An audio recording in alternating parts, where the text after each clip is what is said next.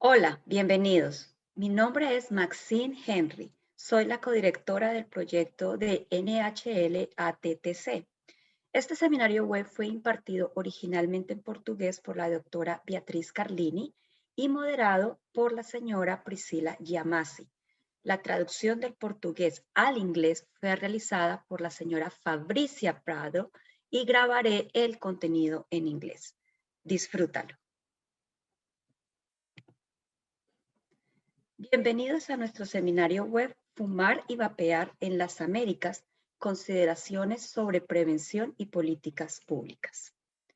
Mi nombre es Priscila Giamasi, soy la asistente administrativa de los Centros Hispano-Latinos de Capacitación y Asistencia Técnica en Prevención y seré la anfitriona del seminario web de hoy. Me siento honrada de que este sea nuestro primer seminario web en vivo en portugués.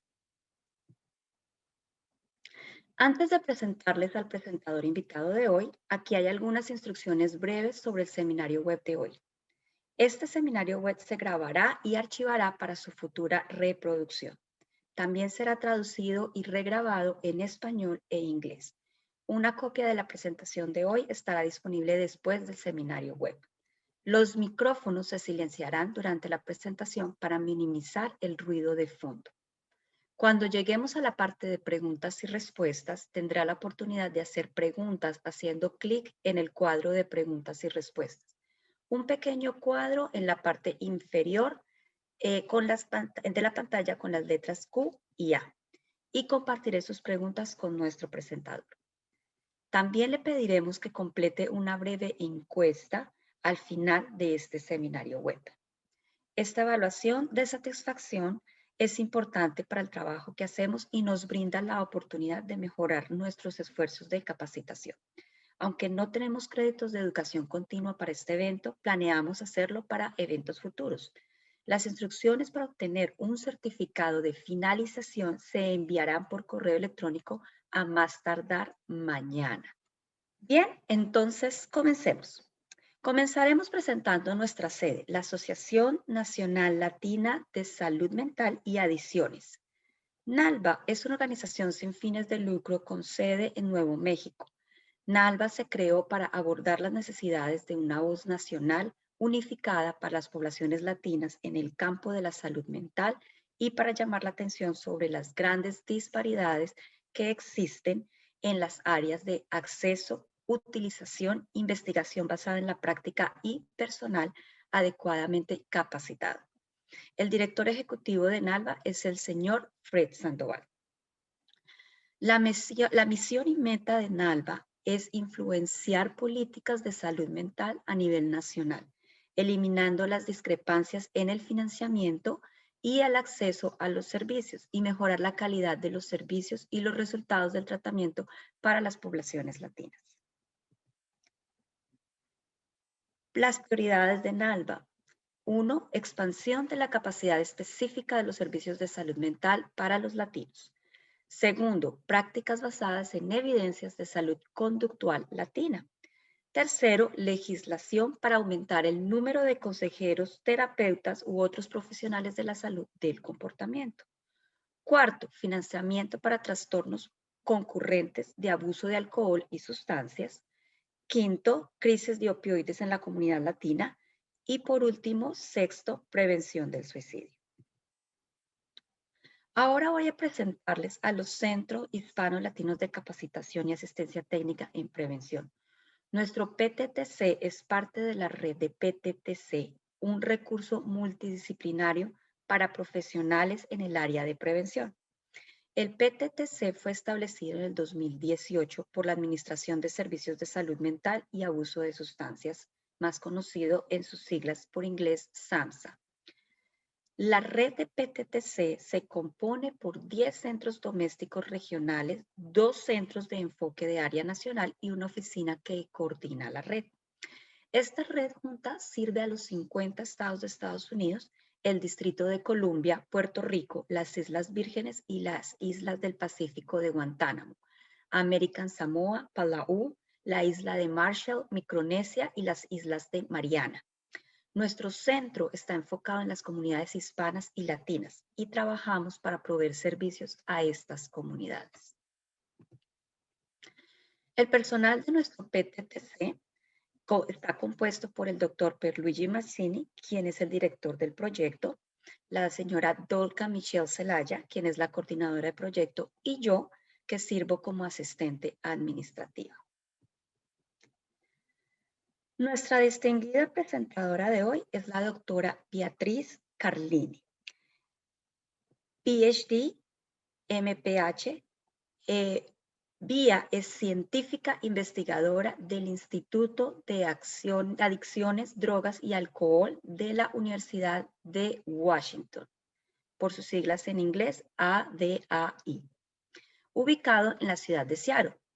Bea es profesora asociada afiliada en la Escuela de Salud Pública de la Universidad de Washington, donde dirige el programa de estudios sobre el tabaco y enseña las disparidades en la salud y la justicia social relacionadas con el tabaco. En su carrera como investigadora, la doctora Carlini se ha dedicado a entender el impacto en la salud pública de las sustancias psicoactivas legales como el alcohol, los inhalantes, el tabaco y más recientemente el cannabis. Desde 2016, la doctora Carlini dirige la Unidad de Educación e Investigación sobre el Cannabis de la ADAI. Bea nació en São Paulo y se orgullece de ser brasileña. Como inmigrante de primera generación y ciudadana estadounidense nacida en el extranjero, la doctora Carlini está especialmente interesada en el impacto del consumo del cannabis y el tabaco, en la continuación de las disparidades sociales y de salud. A la doctora Carlini le apasiona fomentar la inclusión social, desafiar los estereotipos y combatir el estigma. Ella aplica una lente de equidad a su trabajo como investigadora y educadora. Doctora Beatriz, gracias de nuevo. Es un placer tenerla con nosotros. Por favor, siéntese libre de comenzar su presentación. Hola Priscila, muchas gracias por la invitación tuya y de NHL PTTC. Es un placer y un honor participar y presentar en este seminario web. La forma en que dividí los temas para compartir con ustedes hoy sería la siguiente. Vamos a hablar primero del cannabis y luego de los cigarrillos electrónicos, también conocidos como vapear o vapeo. Se trata de dos sustancias que tienen una razón muy concreta en la realidad norteamericana cuando las comparamos con la realidad del país latino más grande que habla portugués como Brasil.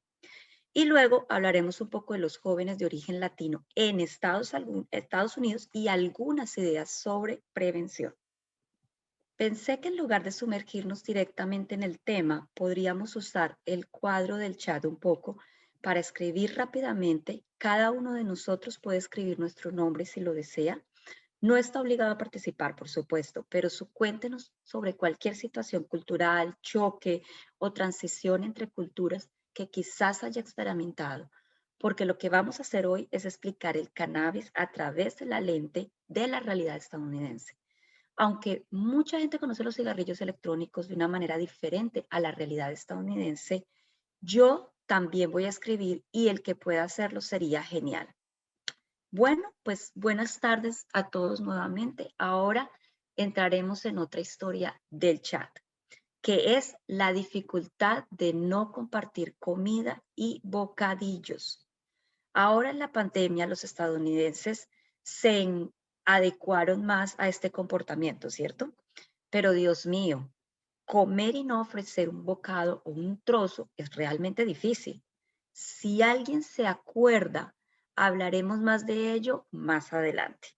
Voy a sumergirme un poco en esto, en cómo las cosas son diferentes y vamos a empezar precisamente con el tema del cannabis. Entonces, en comparación con prácticamente cualquier otro país, el cannabis en los Estados Unidos es muy diferente en términos de política pública. Como pueden ver aquí, a menos que viva y trabaje en Idaho, Nebraska o Kansas, donde el cannabis está completamente prohibido, en todo el resto de los Estados Unidos, el cannabis está legalizado de alguna manera o está legalizado solo para uso medicinal.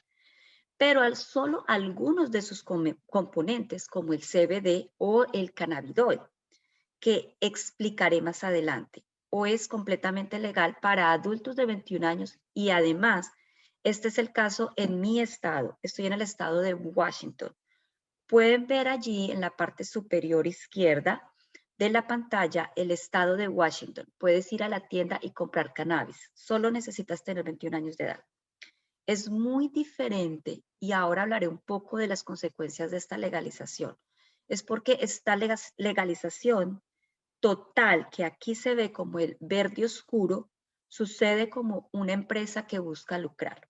Es una política pública que estableció el comercio de cannabis, luego se legaliza, que es bastante diferente a lo que normalmente conocíamos.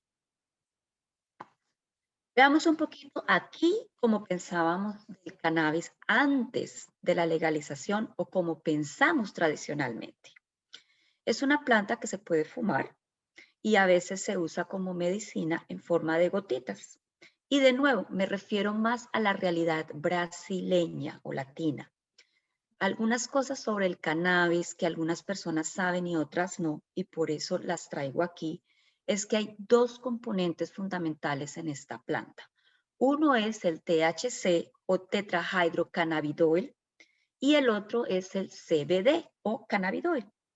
El cannabidol es un producto que no da ningún subidón, no da nada. Es sobre todo algo como con muchas propiedades medicinas incluso, medicinales. La propiedad medicinal más conocida de la misma es el hecho de que es un anticonvulsivo, por lo que para los niños que tienen casos muy graves de epilepsia pueden beneficiarse mucho de tomar gotas de CBD. Y hasta ahora está legalizado en los Estados Unidos como el medicamento llamado Epidiolex y está aprobado por la FDA. Entonces, esa es la parte de la planta. Ahora la parte que la gente busca para alterar el estado de conciencia, para drogarse, es el THC. Eso lo que buscan en la planta, exactamente, el THC. Luego la planta se puede secar y luego enrollar para fumar. Y las personas que no la usan como medicamento buscan un alto contenido de THC para sentir ese subidón de inmediato. Lo importante que debes saber es que cuando tienes mucho CBD en la planta, se puede controlar este cambio de conciencia causado por el THC, por lo que no estamos hablando del lado medicinal, sino cuando tienes una droga con THC, porque también es muy poderoso como analgésico, antipasmódico, relajante muscular y antiinflamatorio. Si le pones mucho CBD, también reduces el efecto de alterar la conciencia y ahí tienes un medicamento. Pero aquí realmente estamos discutiendo quién está interesado en usar THC para alterar el estado de conciencia y drogarse, y podemos hablar de ello de varias formas. Desde que se legalizó el cannabis con fines no médicos en los Estados Unidos, en esos estados que les mostré anteriormente, comenzó una carrera para desarrollar nuevos productos con un contenido muy alto de THC y más allá de la planta, algo procesado y concentrado, fabricado que no es más la planta, comenzó a venderse.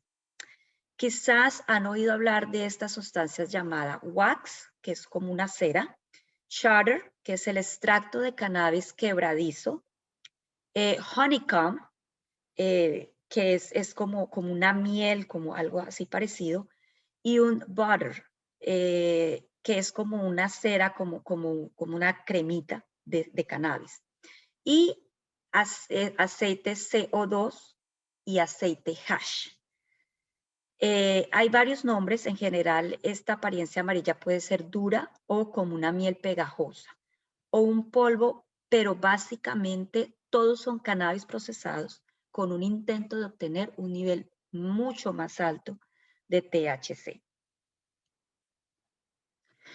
Entonces, lo que está sucediendo es que con la legalización ves que la planta se convierte en algo que ya no es una planta natural, parece una yema de huevo incluso, y generalmente se concentra con gas butano. Se le agregan otras cosas y eso es importante para el mercado, no solo para responder a la urgencia de que el THC se vuelva más potente y concentrado, sino también porque es mucho más barato y no perecedero. Es como ir a buscar un ramo de flores que ha estado en venta después de una semana, o como cuando vas al mercado de frutas y verduras y compras verduras que llevan muchos días expuestas, podridas o en mal estado y que tienen moho. Por eso es importante que la industria de la marihuana con fines de lucro haga mucha publicidad sobre estos nuevos productos, lo cual es importante recordar mientras pensamos en cómo desarrollar jóvenes saludables y vivir vidas saludables. Hemos pasado por una realidad desde la legalización, cuando se consumía una concentración de 20% en un cigarrillo de marihuana y ahora tienes un producto con el 80% de THC activo para alterar más el estado de conciencia. Siempre me gusta compararlo con la comida y la epidemia de obesidad en el mundo, porque la comida procesada es más barata y no perecedera. Así que si agregas sal, azúcar y concentrados en alimentos naturales y frutas, el producto se vuelve mucho más fuerte. Si también agregas un olor y color artificial, entonces no escuches a nadie decir, ay, Dios mío, este fin de semana me la pasé viendo Netflix y me comí 4 cajas de fresas. Esto no te lleva a compulsión a comer.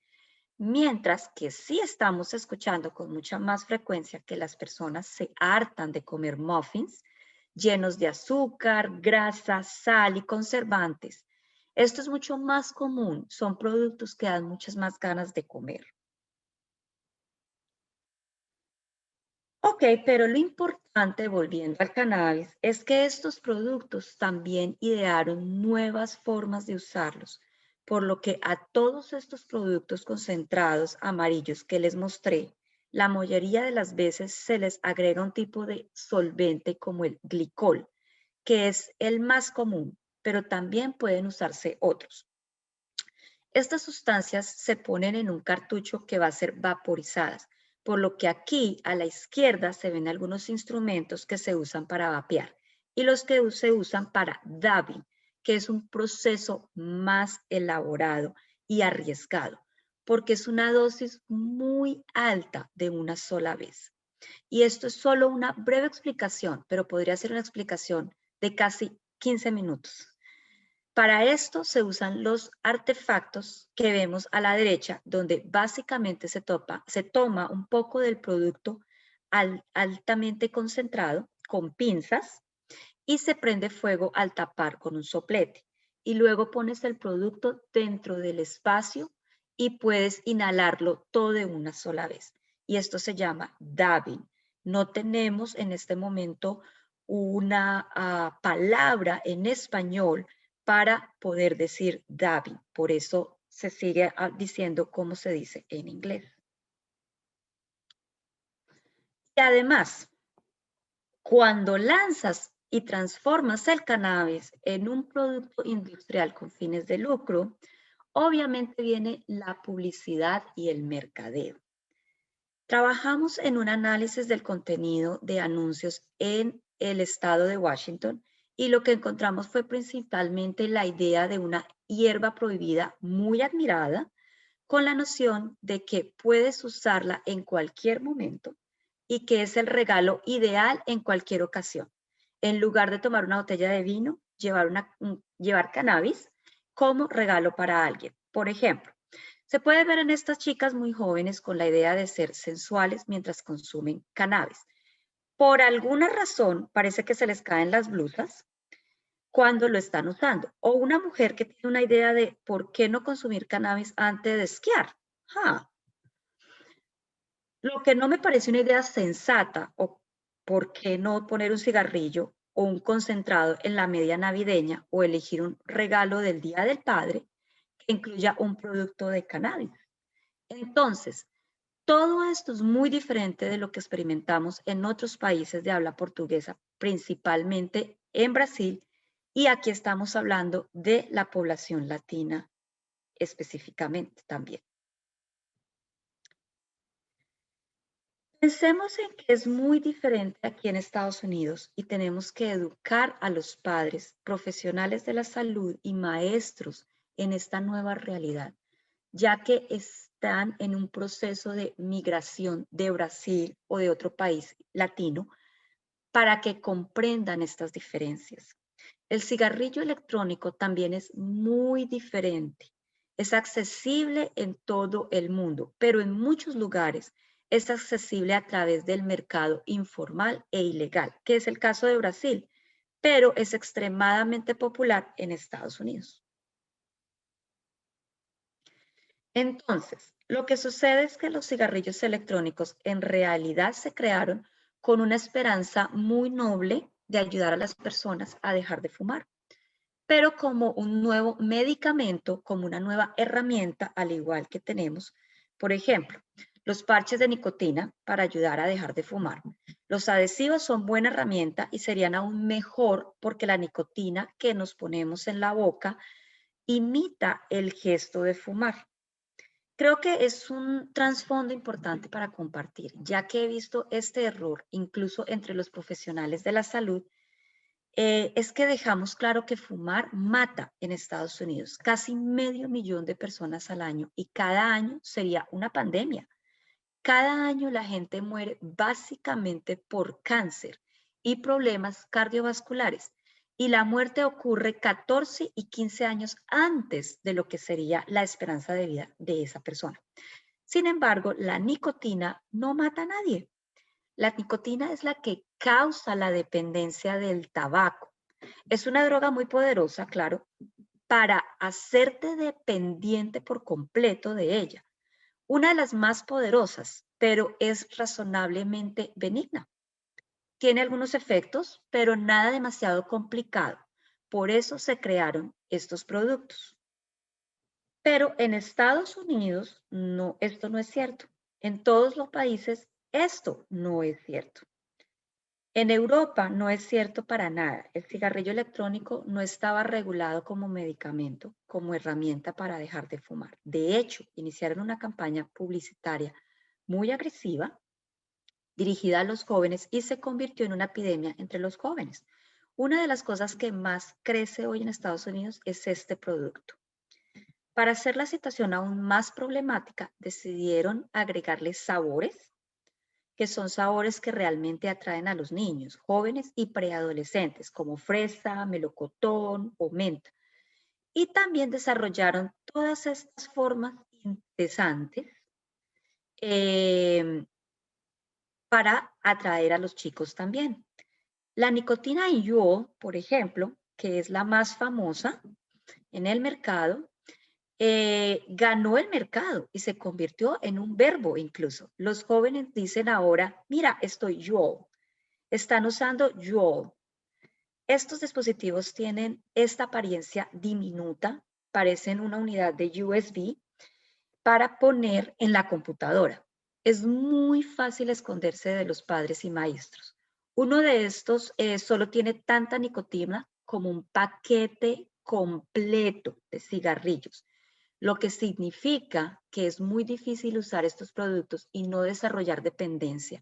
Y son fáciles de usar porque saben bien y las redes sociales publicitan incluso intensamente el glamour de usar estos productos. Estos son los dos productos que creo que es importante que entendamos cuando venimos de una realidad diferente, porque no son obvios. Si venimos de otra realidad, me puede preguntar, ¿pero cuál es el problema? ¿No es solo un poco de marihuana? Y has explicado que la nicotina tampoco mata a nadie. ¿Ok? ¿Te volverás adicto? ¿Y qué? ¿Cuál es el problema? Bueno, pero cuando se refiere a los jóvenes específicamente, creo que una de las cosas que tenemos que tener siempre en cuenta es lo que es válido para el adulto, no es necesariamente válido para los jóvenes, incluso en el desarrollo cerebral. para que tengan las características básicas de su cerebro que continuará desarrollándose hasta que tengan 25 años. Antes de eso, su cerebro no está realmente formado con estas características básicas. Así que sin que nosotros profundicemos en esto, porque no soy neurólogo, aquí está el frente de nuestro cerebro, que es la corteza prefrontal. Y esta parte de nuestro cerebro nos ayudará a desarrollar nuestra capacidad para controlar nuestros impulsos de gratificación inmediata, razonamientos más complejos para ver el lado bueno y el lado malo de las cosas y poder actuar. Y ya sé lo que están pensando. No todo el mundo desarrolla esa parte del cerebro, pero la parte importante está sucediendo en la adolescencia. Si agregas sustancias como la nicotina y el THC en un cerebro joven, estos procesos se cambiarán, sobre todo si es de una forma intensa y con un uso constante, por lo que es muy importante que si las personas lo toman e insisten en consumir estas sustancias, no suceda durante la adolescencia.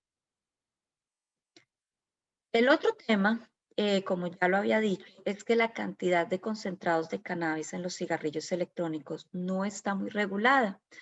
Además, en su producción hay una serie de secretos de propiedad intelectual de los fabricantes que hoy no están muy claros y en su fabricación se sabe que tienen residuos, desperdicios y contaminantes, cosas que han agregado a las que están expuestos, por lo que un clásico ejemplo es el sabor.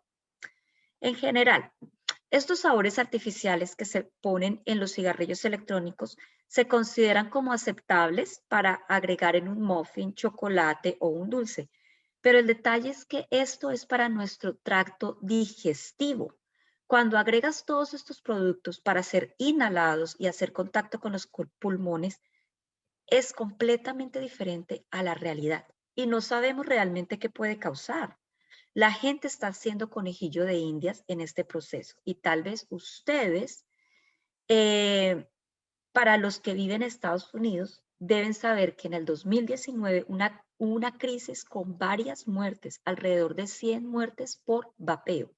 Nadie sabía si fue por un cigarrillo o cannabis y luego se descubrió que era acetato de vitamina E, lo que estaba agregado a los cartuchos, especialmente en los de cannabis, y que era algo que comúnmente se agrega a los alimentos y a productos para la piel, pero cuando ingresan a nuestros pulmones puede ser fatal. El otro tema es sobre la iniciación en cualquiera de estos productos que tiene alta probabilidad de adicción. Cuando ocurre en la adolescencia es básicamente una forma más o menos simple. Todo es una cuestión de azar, nunca una garantía. Pero cuanto más temprano se empiece y más a menudo se usa y cuanto más potente es la sustancia, mayores son las posibilidades de que la persona desarrolle dependencia. Es decir, es muy difícil vivir sin esta sustancia funcionar a diario. Estas son tres cosas que debemos prestar mucha atención cuando pensamos en los jóvenes. Los jóvenes latinos tienen un mayor uso y son una población en riesgo dentro de la situación y sociedad estadounidense. Los jóvenes latinos consumen mucho más o no. Ahora permítanme mostrarles algunos datos. Ustedes verán muchos gráficos, pero les explicaré detenidamente. SAMHSA realiza todos los años un tipo de encuesta. Esta entidad es la misma agencia que brinda apoyo financiero a los PTTC nacional, hispana y latina y miden el uso de sustancias. Aquí en este gráfico que ven entre 12 edades de 12 a 17 años, 18 a 25 y 26 o más, según el año. Y de hecho, aquí solo hay latinos. Lo que vemos es que jóvenes de 12 a 17 años no se pueden ver en el comentario de arriba, pero usaron cannabis al 6.5% en el último mes. Pero este uso entre los latinos no es mayor que la población general. Es más o menos lo mismo, no hay diferencia cuando miramos a los jóvenes entre los 18 y 25 años. El consumo allí aumenta, es el momento en que la persona va a usar cannabis. Y se puede ver aquí en la última columna azul, mientras que el 19% de los latinos lo usa, y esto es más alto en la población general de esa misma edad, que es entre el 22 y 23%. Hay cientos de miles de personas, por lo que hay una tendencia a que los latinos consuman menos. Y cuando miramos a los 26 y mayores, es lo mismo, 6.5 de la población de latinos y 8.6 para la población general. Entonces, si lo están usando, sí lo están usando, pero no es una población que se destaque usándolo al punto de llevarnos a pensar, wow, Dios mío, es mucho más de la población general. Lo mismo aquí, esta es otra fuente que muestra a los estudiantes de secundaria y veremos cómo los cigarrillos electrónicos que la población latina está en el promedio no consumen tanto como los jóvenes blancos, ni tampoco como los negros. Así vemos en uso mensual, habiendo experimentado una o más de una vez, es aproximadamente 31% en la población hispana, y prácticamente el uso diario es 7.5 en la población hispana. Casi el doble en la población blanca y menos en la población negra. Entonces, nuevamente, no es una epidemia donde los jóvenes latinos se destacan, pero sí es algo en lo que debemos pensar. Ok, entonces, ya hemos hablado del cannabis, el vapeo y la juventud. Los riesgos para el desarrollo del cerebro y el hecho de que los jóvenes que viven en Estados Unidos no tienen el consumo más alto que el resto de la población. Y ahora el tema de la prevención. ¿Quiénes serían las personas involucradas en la vida de los jóvenes que pueden contribuir a reducir las posibilidades de que empiecen a consumir estas sustancias desde una temprana edad o de que la consuman a cualquier edad? Voy a presentar brevemente sobre lo que la ciencia de la prevención ha estado hablando, sobre lo que se puede hacer e intentaremos aplicar esto con su ayuda a la realidad cultural de nuestra comunidad. Así que creo que he visto durante muchos años que nuestra idea de lo que teníamos que hacer era advertir a los jóvenes, decirles que por el amor de Dios, si comienzas a usar, tu cerebro se va a dañar. Puedes volverte adicto y puedes envenenarte. Hubo un gran movimiento que pensaba que hacer trabajo de prevención era estar advirtiendo a los jóvenes en general, y muchas veces esto fue exagerado y alarmado.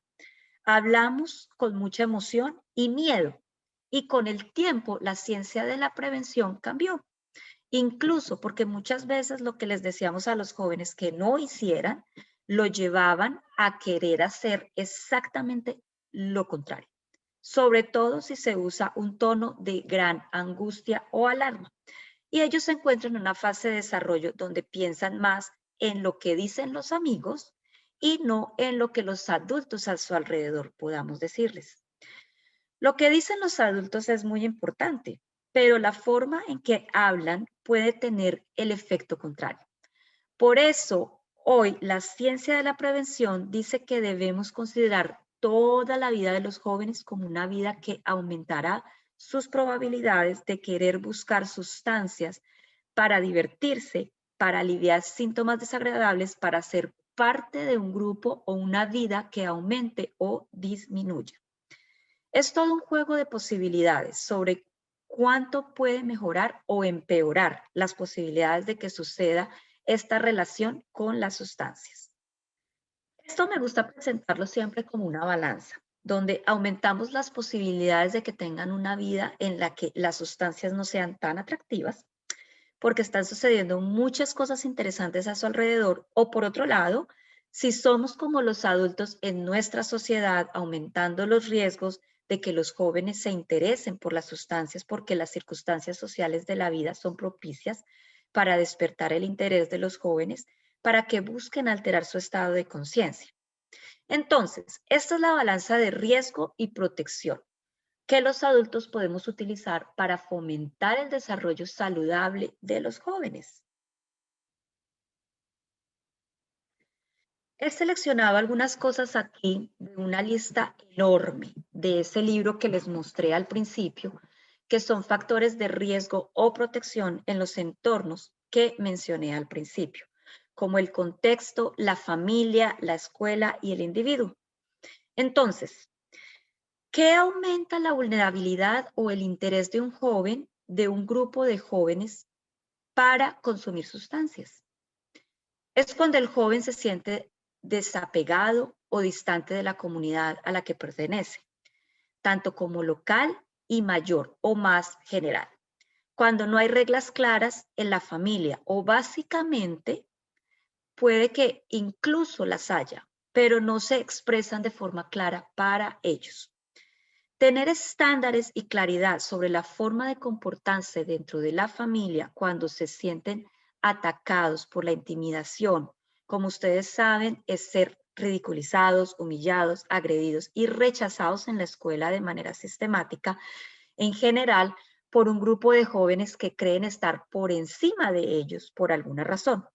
Y cuando estos jóvenes son impulsivos o nacieron así o vienen de una familia así, entonces esto aumenta sus posibilidades de buscar sustancias. Pero, ¿qué disminuye estas probabilidades? No quiere decir que si no tenemos reglas ni cariño, aumentará las posibilidades.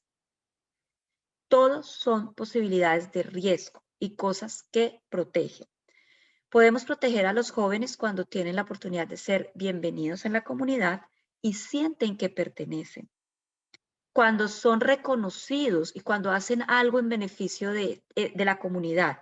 Si se les reconoce, cuando están involucrados en actividades y dentro de la familia. Una expresión de cariño, convivencia diaria, el reconocimiento, nuevamente, no solo de que este joven pertenezca y es un miembro de la familia, pero también cuando hacen cosas buenas. A veces decimos, ay, Dios mío, solo lo hizo porque era lo que tenía que hacer. Pero muchas veces debemos reconocerlo como algo positivo. Esto es importante para ellos. Además, la oportunidad para los jóvenes que se sientan fuera del lugar de tener actividades adecuadas y saludables, la oportunidad de socializar con un grupo, ayudar a los jóvenes a desarrollar habilidades sociales y regular sus emociones si son demasiado impulsivos, por ejemplo. Todo esto ayuda muchísimo para disminuir este riesgo y proteger. Luego, cuando miramos a la población latina que emigra a los Estados Unidos, lo primero que nos viene a la mente es, Dios mío, la vida es tan difícil, ¿cierto? Tantos factores de riesgo, tenemos un historial de discriminación, enfrentamos problemas con el idioma y adaptarnos al idioma de un nuevo país y ajustarnos a la cultura. Ya tuvimos una actividad rápida en el inicio de la presentación sobre lo que nos parece extraño. Muchos tienen problemas de documentación y financieros, por lo que la población latina viene con muchos factores de riesgo. Como inmigrantes experimentamos muchos de estos factores de riesgo. Ahora, la pregunta que me haría es que si miramos las estadísticas, los jóvenes latinos no consumen tanto, están más o menos dentro del promedio. Me gustaría ver si ahora están dispuestos a decir en el chat lo que creen que hace la comunidad latina para reducir la influencia de los factores de riesgo.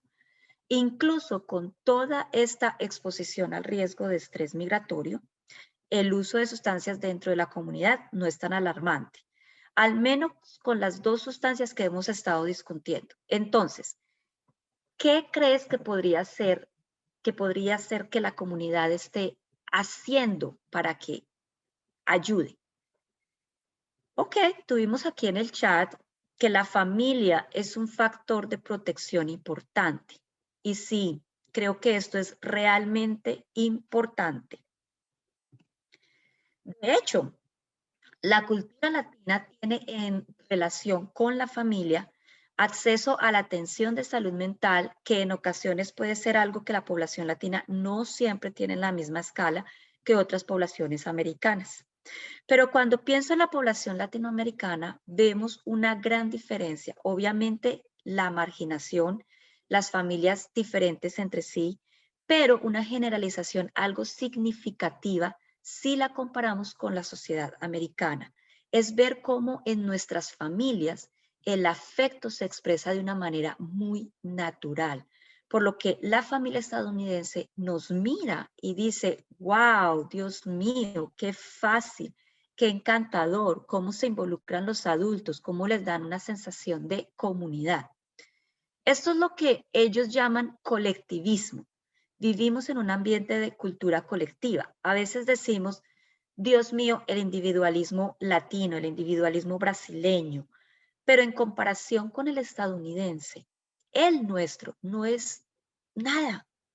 Es completamente diferente, muy, muy diferente. Aunque tenemos adultos comparativamente mucho más comprometidos con la vida de los jóvenes, también hay una tendencia en que la población latina debe haber una jerarquía. Y esto no siempre es positivo cuando se es muy autoritario y de un nivel muy alto, pero es algo interactivo porque tenemos reglas claras como lo que se puede y no se puede hacer, por ejemplo. Les voy a dar aquí. Quiero que todos en la familia comamos juntos los domingos. Esta es una regla clara.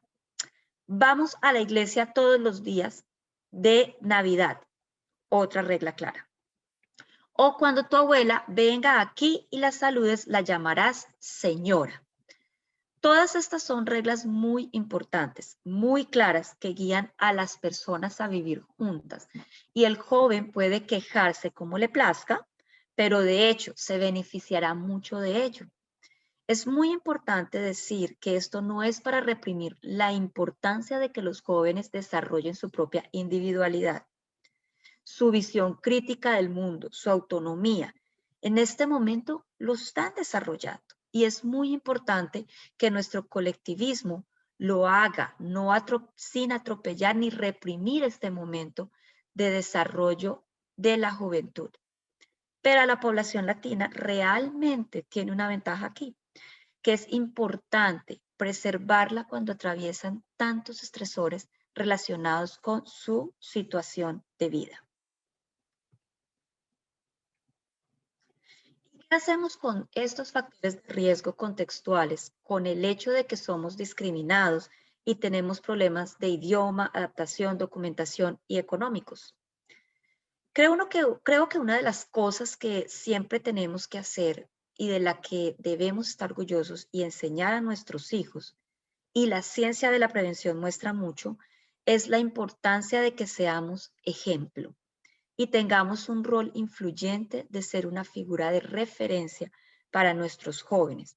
Es no desanimarnos y poder luchar por nuestros derechos en la sociedad. Donde estamos, el hecho de no tener documentación es algo sumamente estresante, pero la incidencia a través de asociaciones de inmigrantes para lograr estos derechos es de suma importancia. La importancia de luchar contra la discriminación, de defender la idea original de que Estados Unidos es un país de inmigrantes y que todo aquel que discrimina, a menos que sea de origen nativo o pertenezca a una tribu, es inmigrante. En algún momento fue inmigrantes también y que no nos avergonzaremos de esas cosas. Lo que ayuda a prevenir el riesgo de consumo de sustancias en los jóvenes es que los adultos muestren ese orgullo y coraje de pertenecer a la cultura a la que pertenecen y realmente cultiven el biculturalismo o la capacidad de navegar e interactuar con las dos sociedades, la de donde proviene y en la que a dónde están viviendo ahora. ¿Ok? Terminamos esta parte de la conversación. La terminé un poco antes, pero me gustaría hablar con ustedes ahora.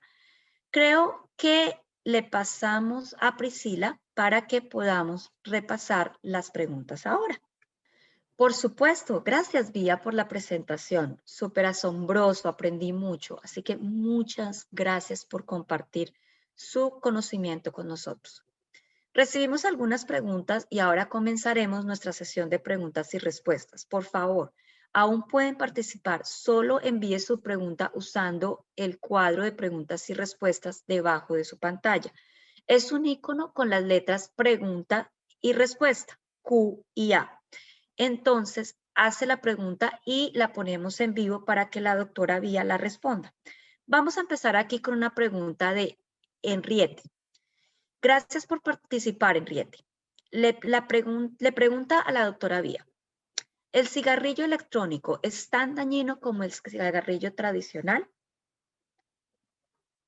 No, gran pregunta y muy actual. No es tan dañino como comenté al principio. Fue y sigue siendo en varios países una gran esperanza de poder hacer que los fumadores reemplacen los cigarrillos por cigarrillos electrónicos, porque entonces estarían expuestos solo a la nicotina y no a todos los productos de tabaco letales. Entonces, no, de ninguna manera. Pero nuevamente estaba hablando de los jóvenes y lo que está sucediendo es que los jóvenes que nunca han fumado en su vida comenzaron a usar cigarrillos electrónicos en grandes proporciones, en grandes cantidades, por lo que no estaba tratando de dejar de fumar, comenzaron a usar nicotina en dosis altas, porque estos cigarrillos electrónicos no ofrecen dosis, nos ofrecen dosis muy altas, como dije, una cápsula, que es lo que llaman un cartucho de Juul, es equivalente a un paquete completo de cigarrillos. Y comenzaron a usar estos productos con bastante frecuencia. Entre los adultos, lo que ha estado pasando, y de nuevo hablo de la realidad americana, si quieres puedo hablar un poquito de cómo es, por ejemplo, en el Reino Unido. Completamente diferente. Las sustancias son dañinas y arriesgadas o beneficiosas según el contexto social. Y en los Estados Unidos, en lugar de que los adultos usen cigarrillos electrónicos para dejar de consumir tabaco, que luego les causará una alta letalidad, están alternando una cosa por la otra. Entonces, lo que pasa es que si están en entornos de no fumadores, comienzan a vapear y usar cigarrillos electrónicos. En realidad esto solo prolonga la epidemia del tabaquismo, porque realmente no conduce al reemplazo. Tal vez lo sepas, no sé si sigues la parte de inversión de la industria tabacalera, que es una de las más poderosas del mundo. Incluso Philip Morris compró la empresa de Joe. No sé si tienen una participación mayoritaria, pero tienen una gran parte de Joe que en teoría sería dejar de usar tabaco, por lo que se puede ver el conflicto de intereses allí y desafortunadamente las cosas no suceden como nos gustaría que fueran. Pero esta es una conversación más amplia y que en el Reino Unido los cigarrillos electrónicos se usan para ayudar a dejar de fumar o incluso si continúas usándolos a lo largo de su vida, no sería un gran problema. Gracias, Vía. Creo que siguiendo tu respuesta hay una pregunta de Jacqueline, mi querida hermana.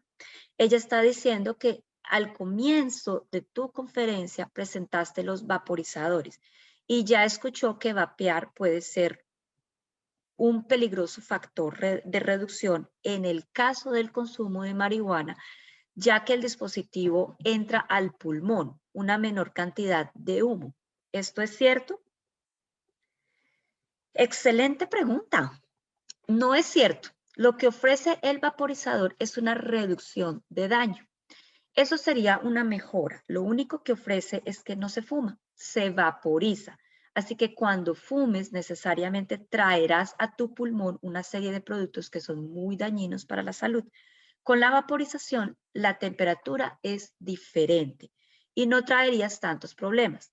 Entonces, esta es la ventaja desde el punto de vista de salud, pero el 99.9% de los casos, lo que se vaporiza es el concentrado y no la planta. Así que si me pregunta, ¿es mejor vapear o fumar la planta? Dios mío, vapear, por supuesto. Vapear la planta, si vas a usar esa decisión. Esto es mucho mejor. Es la mejor manera de usar la planta. Por ejemplo, para beneficios medicinales. Ahora vapear un concentrado es diferente.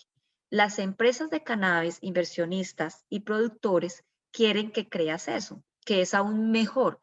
Pero como te explicamos, estos productos con un cartucho de concentrado de cannabis, con este líquido viscoso, tiene tantos ingredientes que van a tus pulmones y no hay estudios de eso. Y el índice de THC es tan absurdamente alto, aunque claro, que las personas pueden controlarlo, no digo que no puedan controlarlo, varias personas pueden controlarlo, ajustan la dosis para el efecto, pero esto no es lo que pasa en la gran mayoría de los casos. Puede ser que haya gente que lo haga y conozco mucha gente que dice lo contrario, pero yo diría como experta que no es así. Súper brillante, Vía, gracias. Tenemos otra pregunta aquí. Henriette, muchas gracias por su activa participación. Henriette pregunta si el vaporizador de cannabis puede ser compartido por otras personas. Bueno, sí, claro, como se hace con un cigarrillo, se puede, pero no se recomienda. Ahora, creo que después de esta pandemia estaremos pensando en virus, gérmenes y bacterias todo el tiempo. Quiero decir, se estará pasando la saliva ahí, material orgánico de uno a otro, de un cuerpo orgánico a otro. Pero también es muy común pasar el cigarrillo de mano en mano, ya que prácticamente es algo poco higiénico, pero en el pasado, en el 2018, solo nos contagiábamos de gripe. Bueno, la realidad de ahora es completamente diferente, ¿cierto? Doctora Beatriz, aún dando seguimiento a esta última pregunta de Henriette, tenemos otra cuestión que me ha vuelto a plantear mi hermana. Jacqueline dice, ella es enfermera en Brasil y allí tenemos un programa de reducción de riesgo para usuarios de drogas inyectables. Una de las estrategias en el programa es la distribución de insumos de forma gratuita a personas que sufren de adicción. Me gustaría saber si existe algún programa similar en Estados Unidos y si existe algún programa dirigido especialmente al cannabis. Gran e importante pregunta. ¿Puede compartir mi correo electrónico con su hermana y podemos hablar más al respecto? En Estados Unidos es uno de los países más conservadores. Es un país con el mayor uso de sustancia y con políticas muy conservadoras al respecto. Entonces, hay varias iniciativas de reducción de riesgo para los usuarios. El crack aquí no es muy importante como lo es importante en Brasil.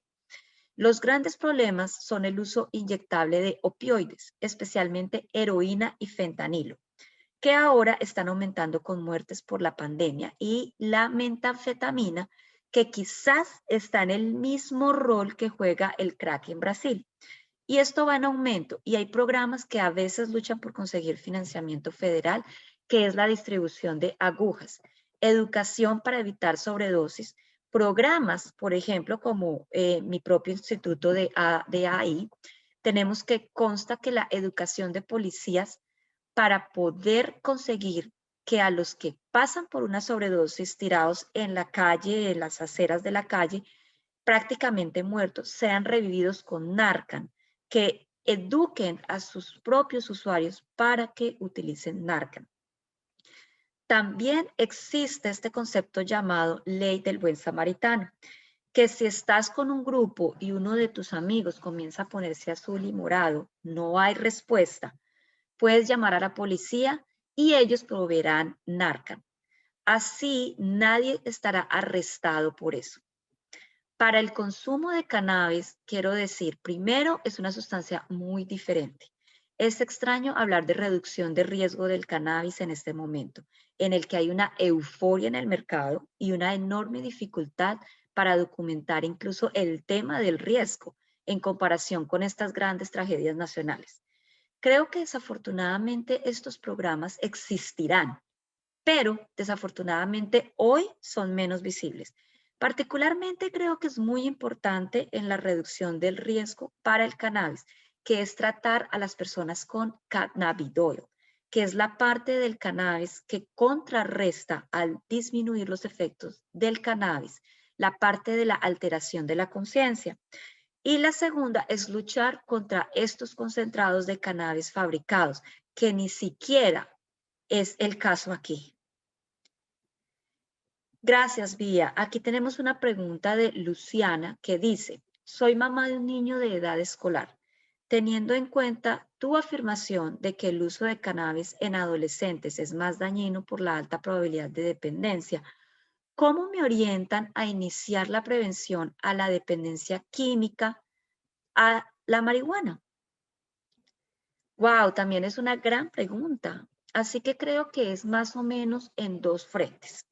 Uno es como lo que hemos estado hablando, que si estás desempeñando tu papel como familia y estás en una comunidad que está ayudando a los jóvenes y a su hijo para tener una vida plena, lo cual tiene sentido, si tiene buenos amigos, ya está haciendo mucho. Pero es importante hablar con él también. Es importante explicarle a su hijo de una manera no alarmante que existe el problema de que esto es ilegal hasta los 21 años en los Estados Unidos, lo que es un intento de evitar que se use mientras el cerebro se está desarrollando. La gente puede usarlo y no sé si estás en Estados Unidos o no, pero la gente podrá tomar una decisión si quiere usarlo o no e ir a una tienda a comprarlo más tarde, pero ahora no es el momento. Y que hay una serie de prejuicios y perjuicios para la salud, el desarrollo cognitivo y el hecho de volverse dependiente si se empieza a usar demasiado temprano en la vida. Supongamos que ya lo usó. Es importante volver a expresarle claramente, no quiero que uses algo que te haga daño. Lo usaste, es muy importante que lo detengas. Si hay algún tipo de ayuda, pero no porque lo usaron una vez, hay que llevarlos a tratamiento, no, porque puede empeorar. Pero tenemos que poder darles límites y orientación. Las conversaciones son muy importantes y los jóvenes pueden quejarse, pero se benefician mucho de los límites y la claridad de opinión. Incluso si se quejan, no hay una solución mágica más allá de eso, pero podemos hablar más de esto por correo electrónico. Gracias, Vía y Luciana. La doctora Vía desarrolló una maravillosa hoja de información educativa que mi colega Dolca ha compartido aquí en el chat, pero también les enviaremos el enlace por correo electrónico de esta hoja educativa. En esta hoja, ella logró recopilar una serie de recursos, incluidos los recursos disponibles en portugués, para ayudarlo a tener este tipo de conversación, por lo que creo que será muy interesante acceder a estos materiales más adelante. Ok, tenemos una pregunta ahora. Doctora Vía de Arthur, gracias por participar. ¿Podría contarnos un poco más sobre las diferencias en las demandas para la prevención del tabaco y otras sustancias entre la población brasileña expatriada en Estados Unidos y la que se queda en Brasil? ¿Cuál es el papel de la aculturación? Ok, déjame saber si estoy respondiendo a la pregunta porque no sé si lo estoy. Debo confesar que no soy muy consciente de lo que está sucediendo en Brasil en material de prevención. Realmente no lo estoy. Sé que hay un movimiento muy fuerte para legalizar el cannabis.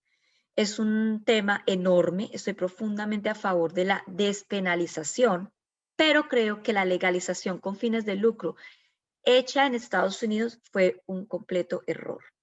Entonces, en términos de prevención en Brasil no les puedo decir mucho. Y en términos de Estados Unidos les digo la verdad. Para la población brasileña no creo que están sucediendo muchas cosas y creo que les debo de todos modos, de hecho trabajo básicamente para poblaciones que hacen prevención para jóvenes que hablan inglés o español. Trato muy poco con los que hablan portugués. De hecho, puedo decir que no he leído nada sobre esto, así que me está como costando responder esto de una manera muy honesta. No sé mucho qué decir en este campo. Si quieres ser más específico en tu pregunta, tal vez pueda responder un poco más en lugar de estancarme o de estancarte a ti también. Gracias, Vía, especialmente por tu sinceridad. Realmente creo que tenemos que estar en esta posición. Arthur es un compañero nuestro aquí. Hablamos un par de veces, hace un trabajo increíble también en el campo de la prevención, pero si no me equivoco, su enfoque está realmente en las comunidades brasileñas que residen en Brasil, por lo que su trabajo y el trabajo de nuestros centros terminamos enfocándonos más en las comunidades residentes de Estados Unidos, por lo que terminamos debiendo un poco de información, pero voy a conectarlos a ustedes dos, también en caso de que quieran chatear sin intermediarios y compartir más entre ustedes sin ningún problema. Gracias, Arthur, por participar. Doctora Vía, estamos recibiendo muchos comentarios positivos. Luciana te está agradeciendo y diciendo que esta presentación fue súper esclarecedora. Mi hermana también te está agradeciendo, que eres maravillosa, que tu clase fue súper útil para su vida personal y profesional. Todavía tenemos tiempo para algunas preguntas y les traigo una pregunta aquí, que es la de mi querida amada, hermosa madre, Raquel. Dice ella, en primer lugar, le gustaría agradecerle por toda la información que nos dio y quisiera preguntarle. Si es cierto que la mayoría de los adolescentes y adultos prueban ciertas sustancias químicas por primera vez solo para ser parte de ese pequeño grupo y ser aceptados. Es completamente correcto. ¿Ves que las madres son realmente sabias? ¡Ja! La gente usa y experimenta sustancias o las sigue usando por muchas razones diferentes.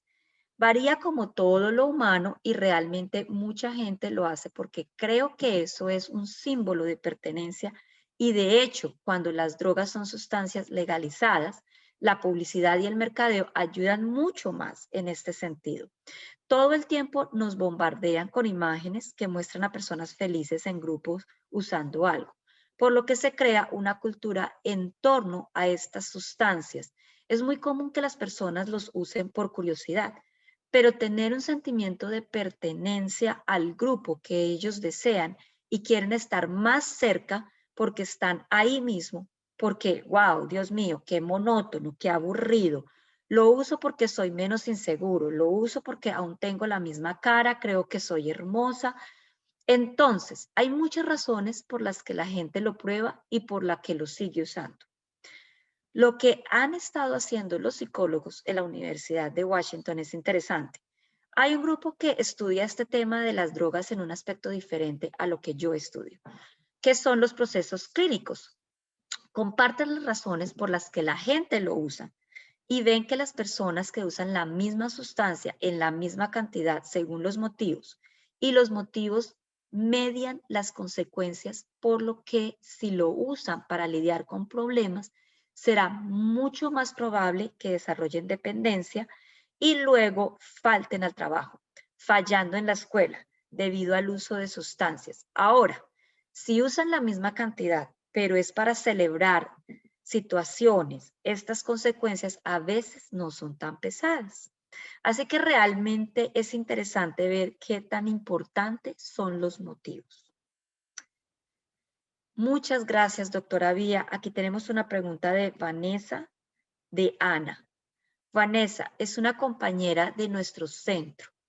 Nuestro centro hermano, el Centro de Adicciones, es compañera de Nalva.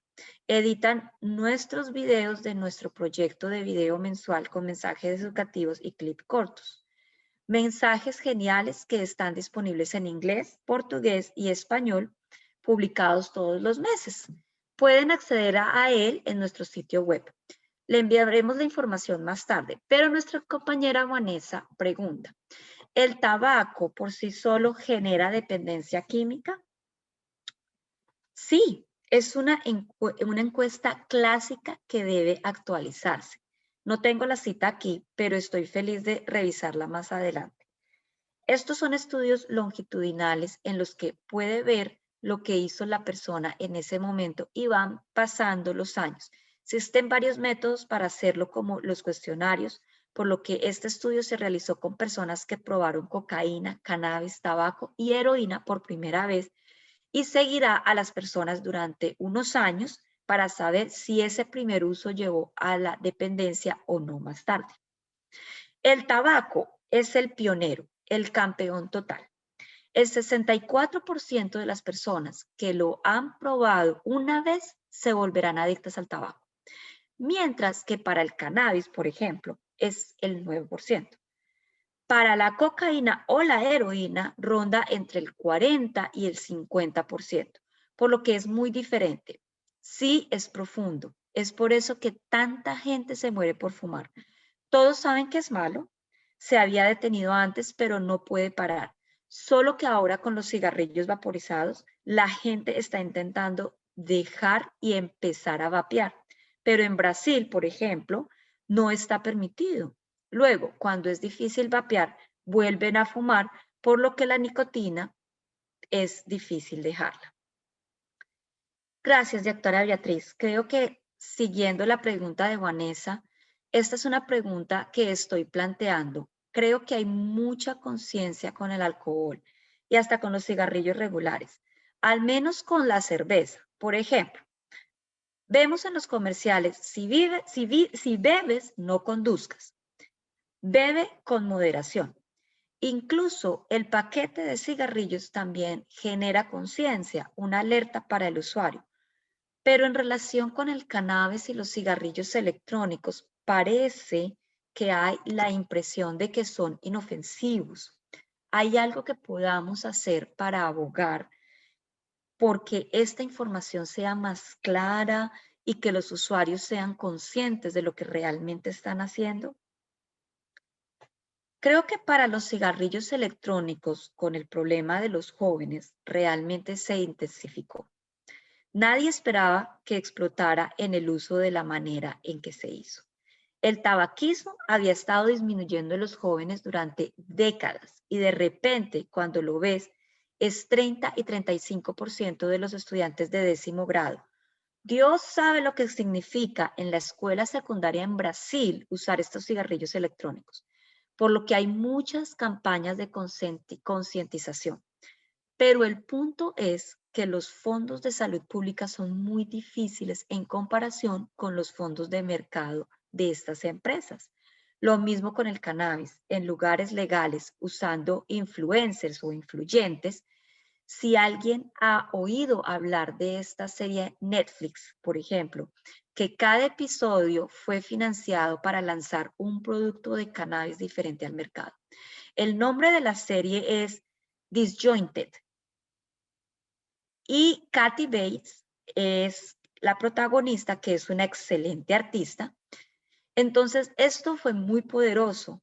Creo que es una de las primeras cosas que tenemos que hacer, es exigir y luchar. Y Estados Unidos es en grande en este sentido. La posibilidad de una democracia tan desarrollada para luchar desde el punto legislativo, prohibir la publicidad de estos productos o eliminar cualquier referencia a los jóvenes. Brasil está mucho más avanzado en términos de cigarrillos. No puede publicitar cigarrillos, no puede promover eventos. Los hombres tienen esas horribles figuras gráficas con las que todos juegan. Importa mucho. Hay mucha investigación científica que muestra lo importante que es, pero es muy difícil controlar lo que decimos y luego los jóvenes ven estos anuncios y disminuye el poder de la prevención. Tiene mucho sentido y creo que es una parte importante de nuestro trabajo, así como los especialistas en prevención, padres, maestros, miembros de la comunidad y profesionales de la salud. En general es lo que estamos haciendo hoy. Doctora Vía, para brindar información de una manera simple, usted es médico y es capaz de comunicarse de forma clara y dinámica para que todos podamos entender, y también es parte fundamental de este trabajo, que es para nosotros generar información y conciencia para que al menos la información para los usuarios, en caso de que decidan utilizarlo, que la información sea clara y las consecuencias también, que sea una decisión educada.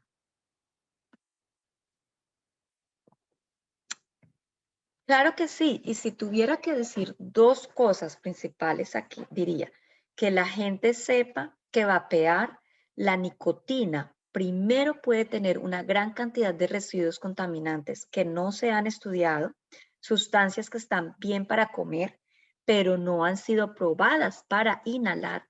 Y el segundo es que la dosis de nicotina es tan alta que la persona tiene que saber que se sumergirá en algo sin lo que no podrá vivir. Es muy posible que el 64% no pueda dejar ese producto. Ya no será una opción para usar o no usar. Y lo que pasará y lo que ya está pasando es que vapear es muy caro. Entonces, el tabaco sigue porque son tan dependientes de esa rutina que no pueden prescindir de esto. Entonces, este es el primer punto para el tabaco, el vapeo, el cigarrillo electrónico. Ahora, para el cannabis, estamos entrando en una era en la que no hay nada de eso es natural, es una parte verde que viene de la tierra. No, son productos completamente fabricados que van turbocargados y que al menos si la persona lo va a usar, piensa en que va a usar la planta. Si vas a vapear, compra un vaporizador que tenga esas cámaras que puedas usar para poner la planta. En realidad, el uso de estos productos manufacturados es una venta a destinos desconocidos. Creo que es realmente muy, muy complicado. Wow, súper interesante. Es desconocido y creo que usaste el término conejillo de Indias en la presentación. Es muy triste saber que nos están probando, estamos usando productos sin saber exactamente cuáles son las consecuencias definitivas. Doctora Beatriz, tengo una pregunta que también es mía. De hecho, ya sé la respuesta porque usted me enseñó, pero creo que esta también puede ser una pregunta de otros participantes aquí. Por lo que incluso hemos recibido preguntas sobre el uso de la terminología de la marihuana, pero veo que prefieres usar el término cannabis. ¿Hay una forma correcta de usar esas palabras? No, no hay una forma correcta, pero les diré por qué digo cannabis. Cuando pensamos en la traducción de cannabis al portugués, es cannabis como en inglés y en español. Si decimos marihuana, pensamos en marihuana y este término ha sido diseñado históricamente para estigmatizar a los mexicanos en un término que se asoció con la criminalidad ficticia, en la mayoría de los casos de mexicanos que intentaban inmigrar y tener una mejor vida en Estados Unidos. En estados que incluso en algún momento del pasado históricamente pertenecieron a México. Y luego, más tarde, se utilizó este mismo término para estigmatizar y discriminar a los negros estadounidenses, artistas de jazz. Entonces, históricamente, el término marihuana tiene un peso muy alto de calidad discriminatoria racista. Así que trato de dejar de usarlo. Para que tengas una idea del poder de esta redacción en los movimientos antirracistas de Estados Unidos, en mi estado, el gobernador solo necesita firmar un documento que exige que se reemplace todo lo que está escrito en documentos oficiales que dicen marihuana por cannabis, porque va a ser un gran cambio. Y el fondo de la universidad, que se llama Marijuana Research Fund, así que tendrá que ser reemplazado. Me he estado entrenando y creo que es más respetuoso con la diversidad y la equidad racial decir cannabis. Gracias, doctora Vía. Arthur completó su pregunta. Si nos puede responderla ahora. Está bien. Los conectaré a ambos más tarde de todas maneras. Siéntase bien con pasar a la siguiente pregunta. Ya tenemos otra pregunta aquí en el chat, pero Arthur explicó que él cree que terminamos ocultos en los datos de la población hispana latina. Cuestiona si las demandas de la comunidad brasileña en Estados Unidos son las mismas demandas en la comunidad hispana o si estas diferencias terminan olvidadas porque nos pusieron en la misma canasta. Qué buena pregunta. No sé si responderé, pero al menos tengo algunas opiniones al respecto. La pregunta es excelente, entonces hay muchos problemas. No hay nada más incómodo que un cuestionario con una alternativa a otros. Y los brasileños residen en esta alternativa otros. ¿Por qué? No nos identificaron con los términos latinos, hispanos.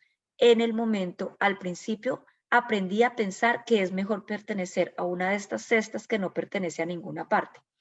De hecho, incluso cuando nuestros datos pueden ser que estemos en la categoría hispana, pero hay muchos brasileños que no se ponen sobre esta categoría, porque pensar sobre cómo la relacionan la etnicidad con ella. Entonces varía mucho. Estoy de acuerdo en que estamos disueltos y dispersos. Algunos de nosotros somos negros, algunos de nosotros asiáticos en términos de raza. Creo que estamos diluidos y al mismo tiempo es muy difícil reconocer nuestras propias demandas y necesidades. Debo admitir que por otro lado, que esto no es nada muy original. Yo trabajo con esta área de tabaquismo, así que, por ejemplo, si miras los datos de los asiáticos, si miramos esta población, tendrás a los vietnamitas y a los chinos con patrones de tabaquismo completamente diferentes. Si nos fijamos en la población latina de habla hispana, el consumo de cigarrillos y el tabaquismo entre los cubanos y la gente de República Dominicana en comparación con los mexicanos, entonces los mexicanos no son un grupo de riesgo para el tabaco. Si nos fijamos en los cubanos y los dominicanos, es completamente diferente. Entonces, nuestra situación en la sociedad estadounidense es estar en una canasta que explique a todos y no explique a nadie al mismo tiempo. Y este es un desafío que tenemos que enfrentar y luchar por nuestras especificaciones. Pero no creo que sea una simple lucha. Y es bueno y malo al mismo tiempo, que esto no es específico del pueblo brasileño. Entonces, tal vez podamos pensar en cómo solucionarlo porque hay mucha gente lidiando con el mismo problema. Creo que esto tiene mucho sentido. A veces es difícil para nosotros consultar estos datos específicos sobre brasileños porque incluso la forma en que se hace la pregunta es deficiente. No podemos incluir en este caso si tiene latino, hispano y como brasileños no nos identificamos como ninguno de los dos. El resultado de la búsqueda en sí ya está comprometido, porque si no seleccionó hispano o latino, entonces en esta recopilación de datos, ¿dónde terminará en el resultado final de la búsqueda? Vale la pena pensarlo. Ahora, la pregunta final es sobre los cigarrillos electrónicos.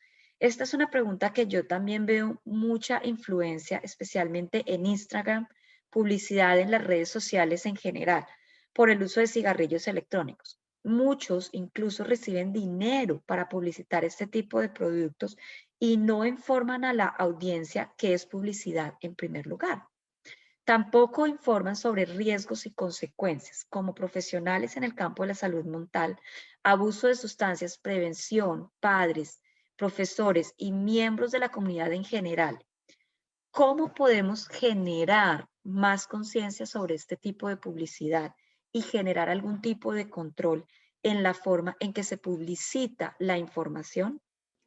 El tema de la propagación de la información y sus fuentes es un asunto de fundamental importancia para la salud pública, para todos los demás campos, como bien sabemos, también en el ámbito político, que no es fácil, pero una de las cosas es lo que esto ayuda, es enseñar a un pensamiento crítico a los jóvenes. Entonces, creo que lo que podemos usar en la alfabetización mediática, que son programas que ayudan a los jóvenes, esto puede ser en el aula, puede ser en línea, clases que enseñen a los jóvenes teorías de la comunicación y ayudarlos a entender quién está detrás del mensaje, qué tipo de apelación se hace, si está usando las emociones o el sentimiento de soledad como atractivo.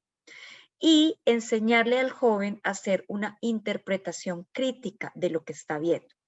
La otra cosa que se ha utilizado con mucho éxito se llama la campaña de la verdad. Esta es también una de las pocas campañas de prevención del tabaquismo juvenil con resultados muy claros.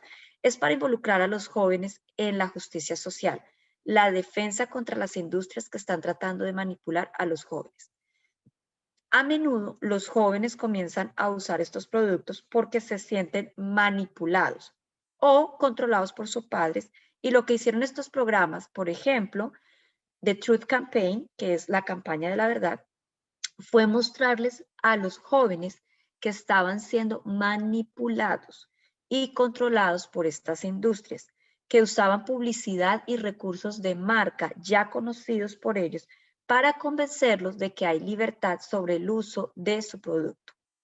Entonces, estas son algunas estrategias que se pueden utilizar, y nuevamente refiero que ya estamos haciendo mucho cuando estamos luchando por una comunidad que pueda ser más justa, por el derecho de los jóvenes a ser aceptados, comprendidos y a tener límites. En esos temas, como dije antes, también se puede proteger.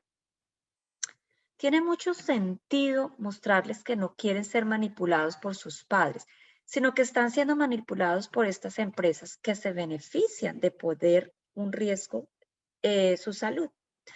Exactamente. Entonces, si quieren buscar la autonomía en la toma de decisiones, no está incorporando ciegamente a estas estrategias de redes sociales al atractivo de las industrias. Bueno, pues nos gustaría agradecer a la doctora Beatriz por la presentación de hoy, todo el trabajo invaluable que ha hecho por nuestras comunidades. También me gustaría agradecer a todos los que aquí presentes por su participación. Las preguntas de hoy aquí ciertamente hicieron que nuestra conversación fuera más rica e interesante. Aquí está nuestra información del contacto para el PTTC Nacional Hispano y Latino. Comuníquese con nosotros para obtener una información sobre nuestros proyectos y para solicitar capacitación y asistencia técnica gratuita. Si tiene alguna duda y quiere contactarse con la doctora Beatriz, esta es la dirección de correo electrónico de nuestra presentadora. Elena está en Brasil. Es una persona con la que trabajé hace décadas antes de emigrar, y es una persona con la que puedo compartir su contacto dependiendo de las conversaciones. Me ayudó a mejorar mi presentación y hacerla más simple.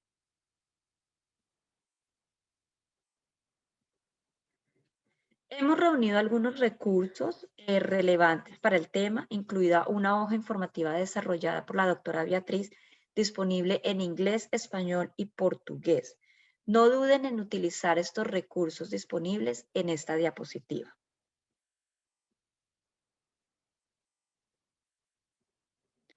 Aprovechamos esta oportunidad para invitarlo a nuestra Conferencia Virtual Nacional Latina de Salud Mental, Adicción y Prevención del 2021. Visualizando la equidad en la salud mental en la próxima década. El evento se llevará a cabo virtualmente los días 16 y 17 de septiembre del 2021. Visite nuestro sitio web disponible en inglés, portugués y en español para obtener más información. Responda a la evaluación al final de este seminario web. Por favor, esta es una encuesta rápida y esto es muy importante para nuestro trabajo. Gracias por su participación en nuestro seminario web. Disfrutamos tenerlos con nosotros. Que tengan un gran día.